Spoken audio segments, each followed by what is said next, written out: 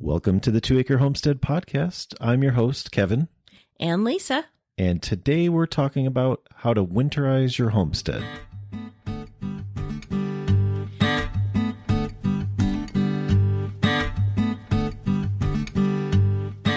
Welcome to the 2 Acre Homestead. Come along with us on our journey from a small suburban homestead lifestyle to our new lifestyle, homesteading in the rural countryside of southern Arizona. We'll share with you our tips, tricks, successes, and failures from both our past suburban lifestyle to our new rural lifestyle, all on the 2 Acre Homestead.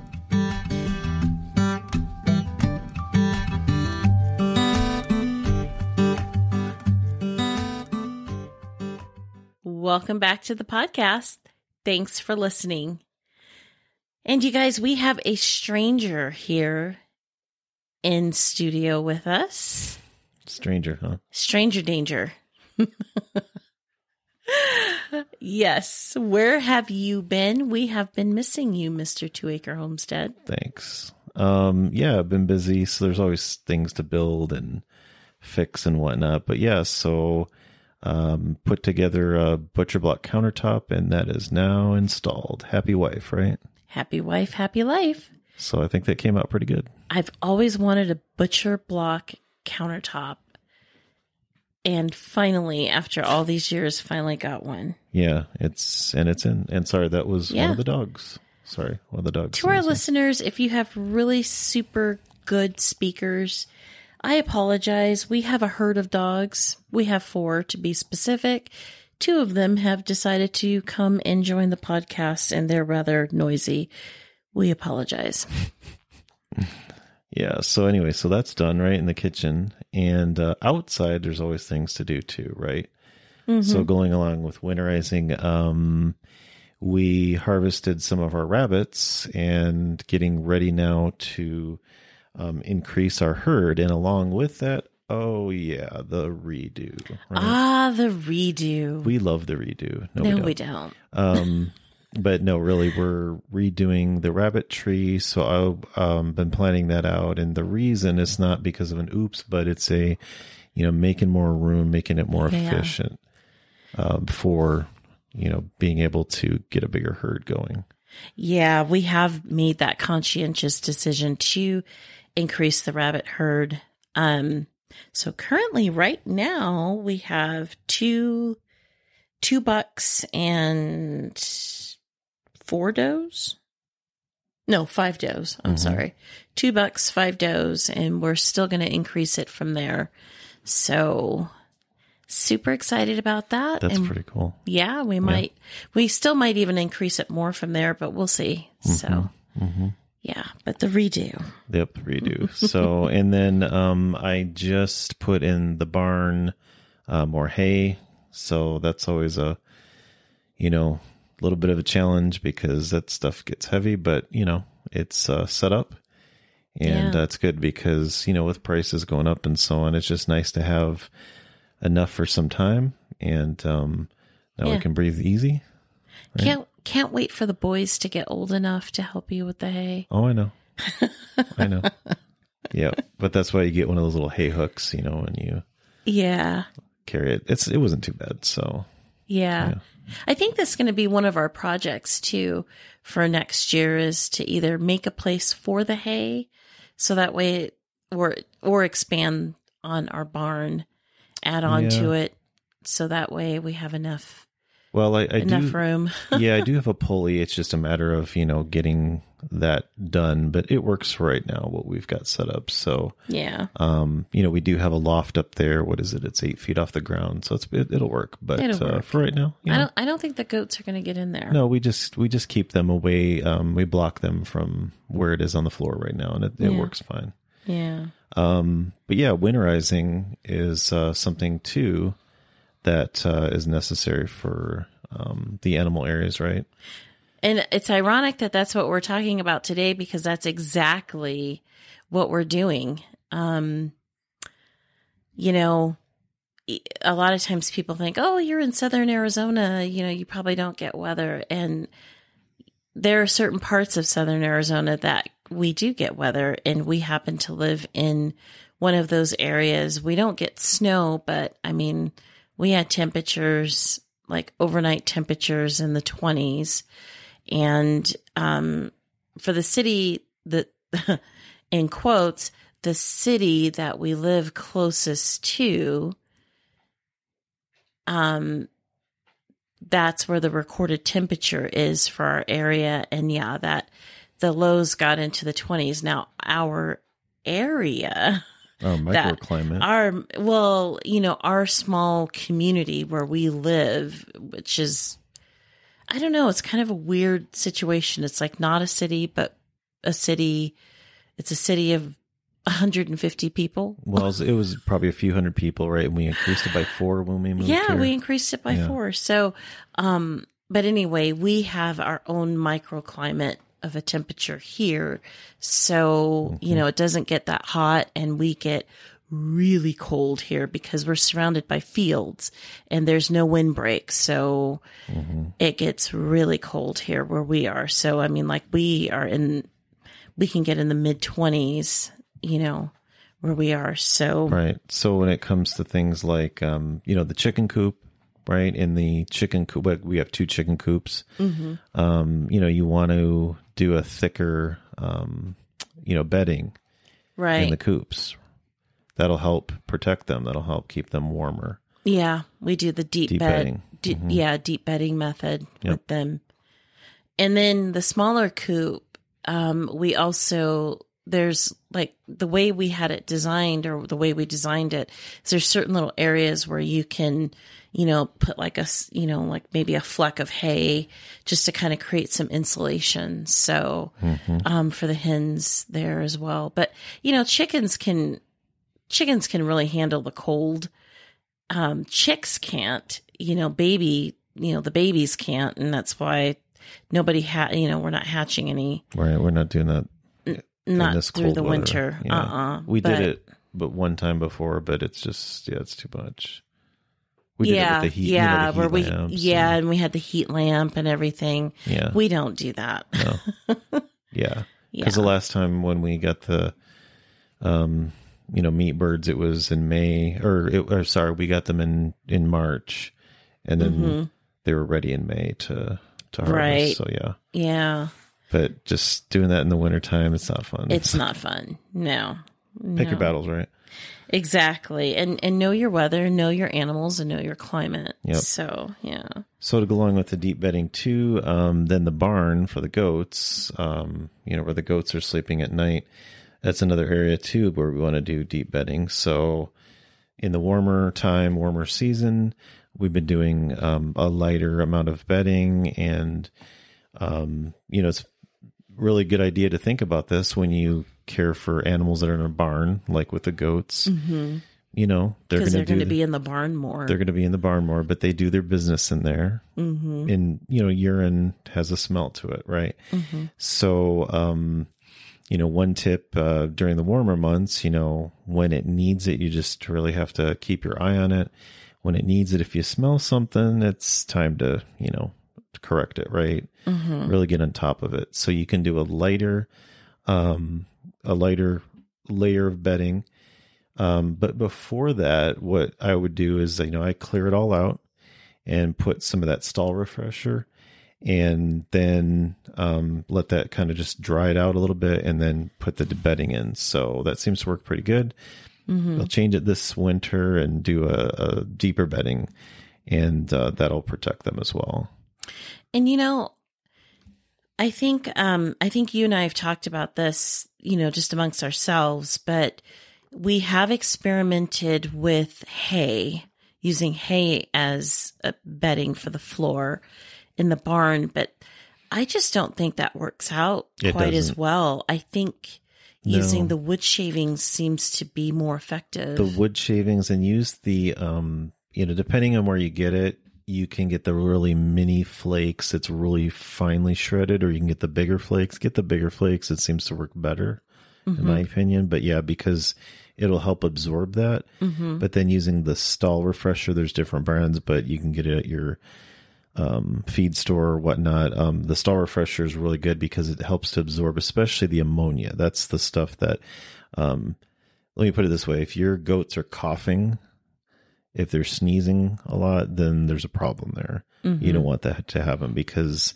you got to keep their, their immune system up, right? So if they're sneezing and coughing, there's a problem there. You're letting it go too bad. Oh, there's a lot of problems if they're sneezing and coughing. Right. That may not just be the hay, but right. or the barn, I should say. Yeah. But the hay didn't seem to work really well. No, I didn't like it at all. It just, yeah. Yeah. Mm-mm. So we're going to stick with that. Yeah. Yeah. Oh, and then too, we're winterizing our rabbitry as we do the redo. Mm-hmm. So one of the things that we find, they also eat alfalfa. Our rabbits do. They eat the alfalfa hay.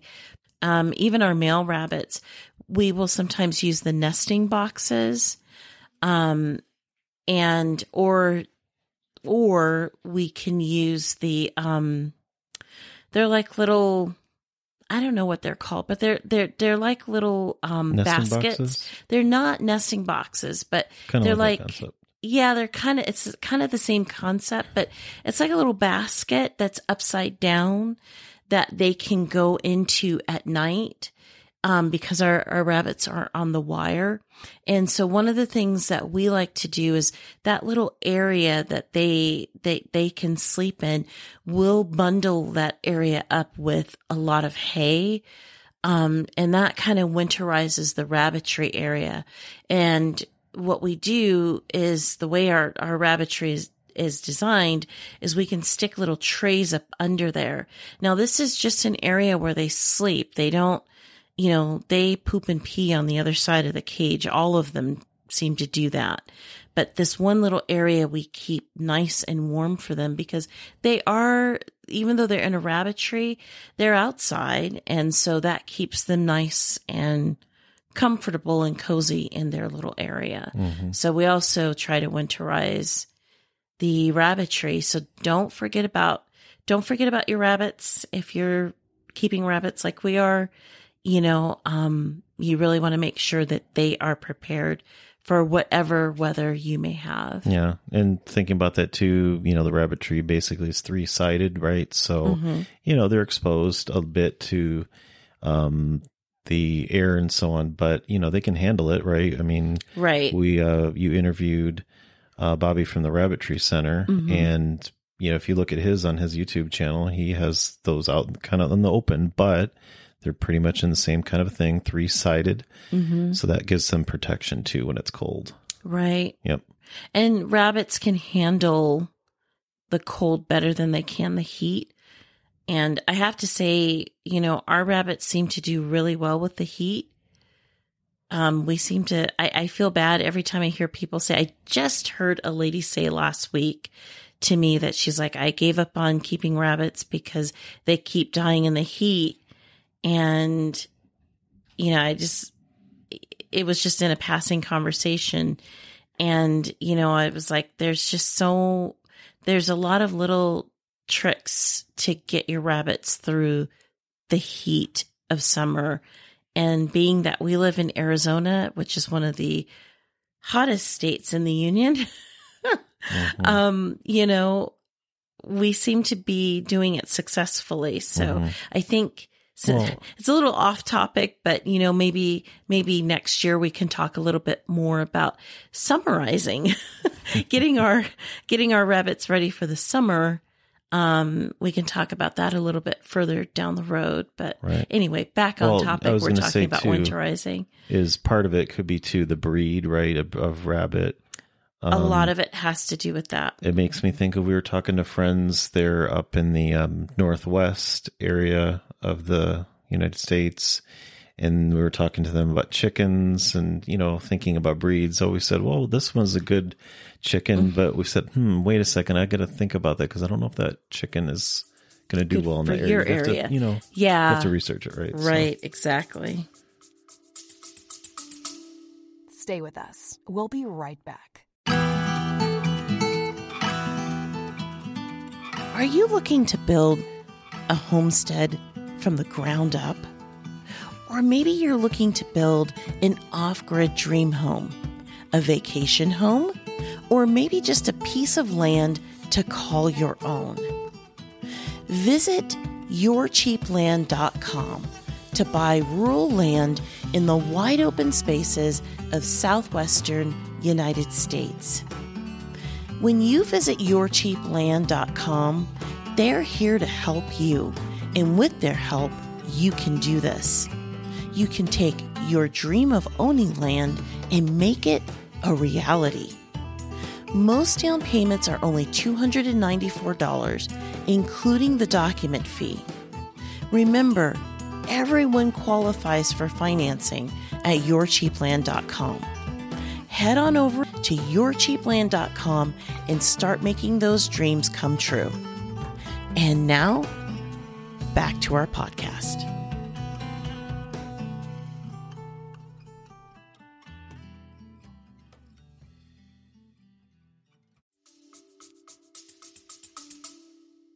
So yeah, so let's see, just maybe going back to the barn a little bit.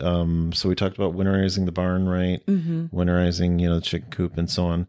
Another thing that's on the to-do list for the barn is put some lights in there.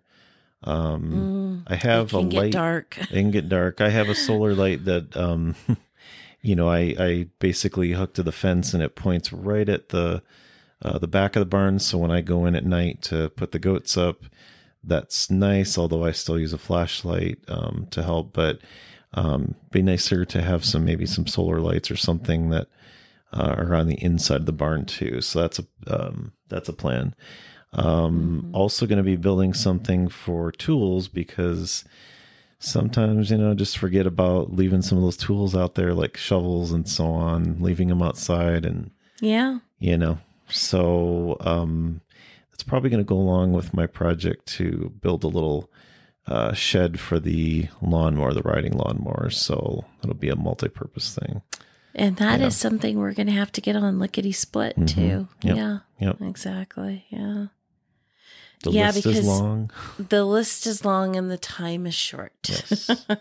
But we, part of winterizing your homestead is bringing in all of those tools, the lawnmower, the shovels, the hand tools.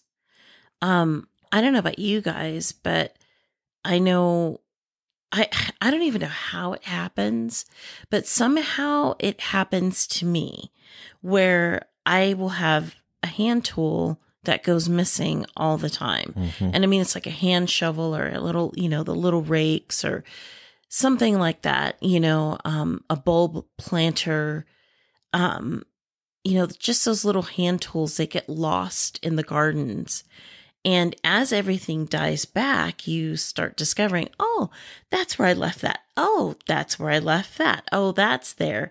And, but we have to remember as we're putting our gardens to bed that we need to be bringing in those garden tools along with anything and everything like the lawnmower, the rototiller, if you've got that, the auger. All of those things need to be under roof. Mm-hmm. They need to be under shelter. And then, the handles, like some of our stuff, we have wooden handles. This is the time to, get some beeswax, put that on, those particular wooden handles to protect them from the elements. And so that way, when we're working with them in the spring, mm-hmm. you're not worrying about getting a splinter in your hand. Yeah, I got a wheelbarrow that I got to do that too. Before I do that, I need to sand it just a little bit. It doesn't take mm-hmm. that long, right? But it's just a matter of doing it. Right. I was going to say too, with tools, it's just a simple thing, have a place for everything, right? Unless you have toddlers that remove them. Well, but no, if you have a place for them and you can lock it up or you can close it up, right? So something simple with tools, with rakes, with all that kind of stuff is, there's a lot of ways to do this. You can, build it yourself. You can, buy those, things that you rest all of them on, whatever it is, but you have to have a space for it, right? Mm-hmm. I do that frequently. the tools that I find the most that, sit out there sometimes because we forget or I forget, is the hand tools, hammers. I've had a few hammers that have rusted out and, Yes, and pliers you and have. those kind of things because you leave it on the ground, it rains or Right. if you have sprinklers, whatever. So anyway. Yeah, or you're getting distracted And you don't want to be buying those things again, right? But have a organized system and put it up. It's bad enough when you're working on something and 20 feet around you, this 20-foot circle around you, and you can't find the tool, and you put it within that 20-foot circle and you can't find it. But just have a spot, put it away. So the other thing that we need to think about in their area, we talked about how cold it gets in the winter, is because the ground freezes, we've got to worry about things like pipes. Pipes could potentially freeze. Yes. So a very simple thing to do if you haven't done this in the past, if you've just moved somewhere to a house, just look at the pipes. Typically, how many spigots are you going to have in your house? I don't know, maybe 2 at the most, right? So look at those. If they're not winterized, if they're not wrapped, go to the hardware store, get what you need ahead of time before it gets too cold, wrap them up, and you'll be good. Ounce of prevention. What do they say? An ounce of prevention? No, I don't know. Anyway, I forgot. I don't know. Anyway, but just thinking that through ahead of time goes a long way, because you don't want to burst pipe, because that's going to be hundreds of thousands, I don't know, $1,000, I don't know. Right. So you don't want to deal with something like that. And then, if you have a property like, you've got property like we do, where there's, in addition to pipes, you've got water hoses. And then you may have pipes that, or water sources that are maybe out in the field for the animals. You want to make sure that before when you start installing those kind of things, you want to make sure that those are the kind that don't freeze. But then you also want to make sure that those pipes, they're drained of their water, because, your animals are likely not going to be out on pasture, especially if you're in the more northern climate where it snows, or if you happen to be in a little microclimate like us where, it's just, we're not going to have our animals out on pasture. I'm sorry. It gets ice cold here. I mean, literally ice here where we are.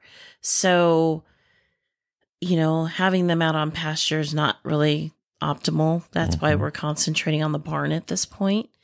But, you want to make sure your pipes are drained, and make sure your bibs are all, turned off and covered. And then your water hoses, bring those in, because if you leave them out there when it's, freezing and then thawing and then freezing and then thawing, your water hoses may make it through a season or 2 of that, but then they're not going to go much further. It actually causes them to, to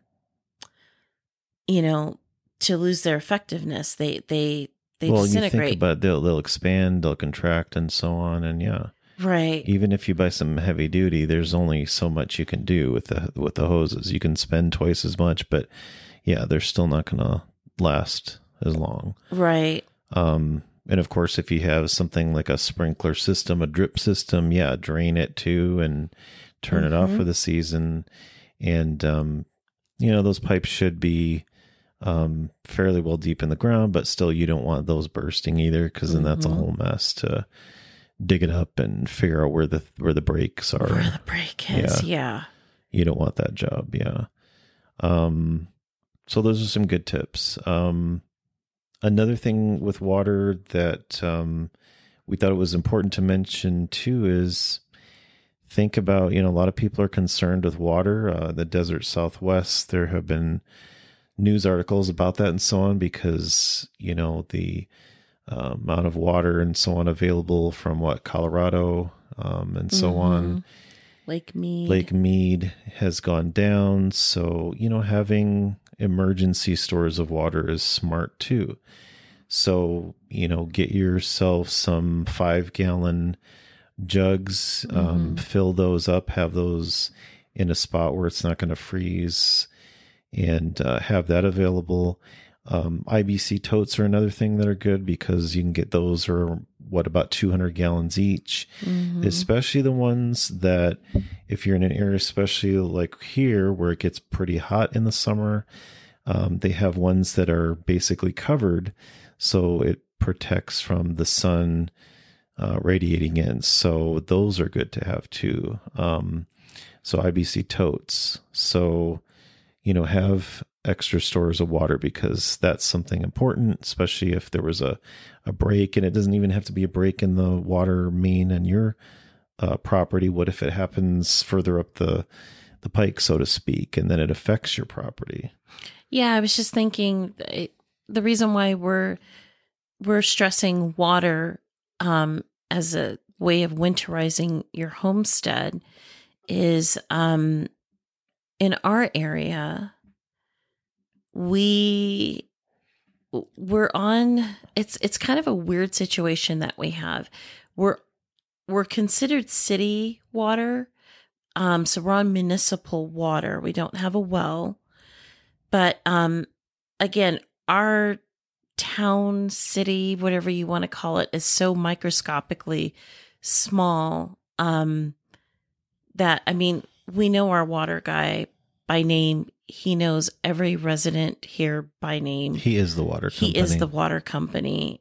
I think he takes the payments and fixes the breaks. And, he does. Yeah, he does. So I say it this way, because the infrastructure, it's, it could easily, I'm having a hard time. This is kind of funny. We're podcasting here and I'm having a hard time really putting this into words, but because we're in such a small, microscopically small city/town, that anytime we have a deep freeze here, and when I say a deep freeze, like last year we dipped into 18 degrees, I think, overnight.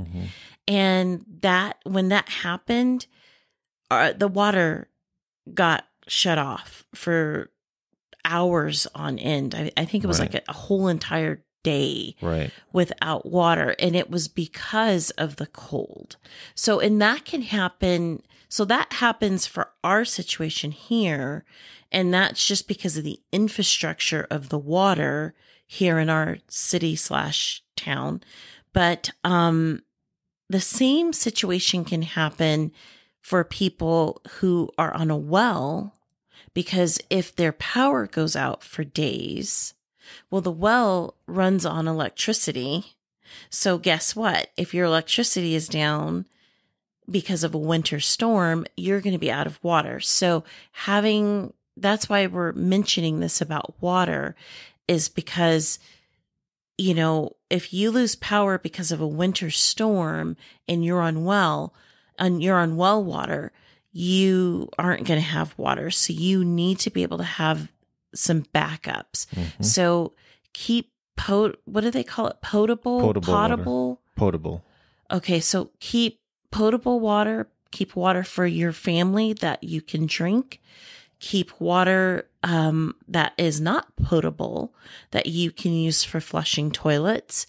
But then when it, like Kevin had just said, when IBC totes, those are excellent for your animals. So I know, like for our homestead, everywhere we have animals, we have a rain water catchment system. We have rain barrels set up for those animals. The reason why is in case something happens, like a winter storm, the ground freezes, or, whatever crazy thing happens. And in this day and age, the laundry list of crazy things that can happen is pretty long. So, but, if, the animals don't have water, well, they can die. So you want to make sure everybody in your house, all of your animals, including your pets, and everybody has access to some sort of water. And depending where you are too, speaking of animals in the water, you can get, if you have electricity in those areas, you can get heated water containers. So for instance, like with rabbits, they sell those. So that Yes, way they do. that can prevent it from freezing. Yes. So those are some good things if you are in that kind of a situation where you have to worry about those water bottles and whatnot. I'm just saying bottles because of rabbits. I saw that the other day at a feed store here, but that's something to think about. So if you have a concern with that, that's probably something good to plan for. Yeah. And then it was good you mentioned too with it's a lot of electricity, you think, well, I'm safe, I'm not hooked up to the city, but that's something that you rely on so the electricity could go out. The situation with our water company, I talked to the guy that's our water company, and he told me guy. that he said there were wells, he had checked them, they're running, it's fine, and that's on this whole system and so on, but there were breaks in the system, so they had to take them down and fix it. It took the day or whatnot, and then there's a bunch of air in the system. Finally worked it out, but we were down for a little bit, so having that extra that happened a couple times last year. Happened a couple times, and then one time we learned we had to kind of have a little bit of drip of water when it got that cold.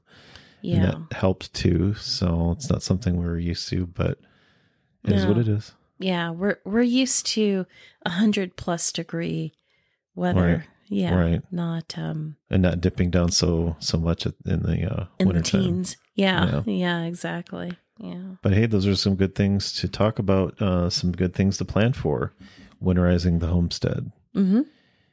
Yeah. It's definitely, we're in mid-October as of the recording of this. So it is time to think about getting the homestead winterized and also doing the same thing on the inside of the home. So, making sure you have plenty, if you heat your house by way of fireplace. Oh my goodness, y'all. Wow. Fireplace, then you need to make sure you have wood. And you need to have a secondary heat source in your home. I know for our home, unfortunately our house, the way it was built, we have a gas fireplace. So we do have another means. We have other ways of heating up our home. In case the gas goes out, but, having those secondary systems in place, even in the home, is worth it. And I was also going to say, just jumping back really quick to the animals outside, changing their feed too. We forgot to mention that. Yeah. So like with chickens, right, you can add more corn in their diet because that's going to help keep them warmer. And then when it comes to hay, the animals we get alfalfa hay, the place I buy. Timothy mix. Well, the hay I just bought was alfalfa, but if we buy the pellets, there's a mix. Yeah. Because we'll use the pellet, the compressed pellets for the rabbits. But the feed store that I bought the hay from today, they had several different types, but I was just comparing the prices and whatnot. But anyway, the alfalfa is pretty good because that'll keep, like for instance, the goats, because they eat that every day. That helps to keep them warm as well versus other types of hay. So that's a good thing to think about as well. Yeah. And I think we have found that the cracked corn seems to do better than the whole corn. They seem more interested in eating that. The turkeys as well. We tend to forget about our turkeys on our homestead free range, but they're all over the place, and they're great. It's kind of a love-hate with them. They're great because they clean up all the bugs. I mean, we've hardly had any bugs because of the turkeys, thank goodness. But they also like to eat the corn too, and that's good for them. But going back, sorry about that. We forgot to mention that about the food. But, going back to winterizing the inside of your homes. So you want to make sure you've got, putting away all of your summer clothes, and bringing out all of those winter clothes. If you've got little ones, this is the time, because they grow like weeds. So this is the time to make sure you've got all of their winter apparel. And, something else I've learned too is, in watching what happened in Texas, is making sure you have things like sleeping bags, for the, I know that sounds probably weird, but, get yourself some sleeping bags that are made for the cold, and make sure you have them for your children too. And, making sure you have plenty of blankets on hand, and, not these, cute little throws that you put on the back of your couch, but heavy duty blankets, things that are going to really keep you nice and warm in your house in case something happens where you do lose, either electricity or gas, or you're just not able to heat your house the way that you are accustomed to doing. And then also in winterizing the inside of your home, if you do have gas, you want to make sure that you have the right carbon monoxide detectors. You want to make sure your smoke detectors are up to snuff. Make sure everything is working and operational. And make sure doors are sealed properly too. Oh, yes. Because I know when we moved here, it's one of those things, I guess they never thought about that. So I ended up, writing it down for every single door that we had. And I basically had to get kits for each door to make sure that they were all sealed properly. It's not just for the heat and the cold and so on, but bugs. Yeah. So that's important too. Yeah, for sure. But definitely that is a key part of winterizing the homestead. Yep. And the home as well. Yeah. So I think those have been some good tips. Yeah. And I won't hide out again unless there's another project, but we'll see. Yeah, there's always projects to be had though. But I was glad to be back for this episode. So yes. As always, we're glad that you have joined us listening to our podcast, The 2 Acre Homestead. Mm-hmm. And as always, be sure to visit us at our website, the2acrehomestead.com. We actually retweaked it again, and we have a new newsletter. So if you just go to our website at the2acrehomestead.com, you can sign up for our newsletter there as well. And in the newsletter, just so that you guys know, the content that's in our newsletter, you will not find on our website. It won't be on the blog. So that is different content versus what is on the blog. But if you sign up for the newsletter, you also get what's on our blog on our website.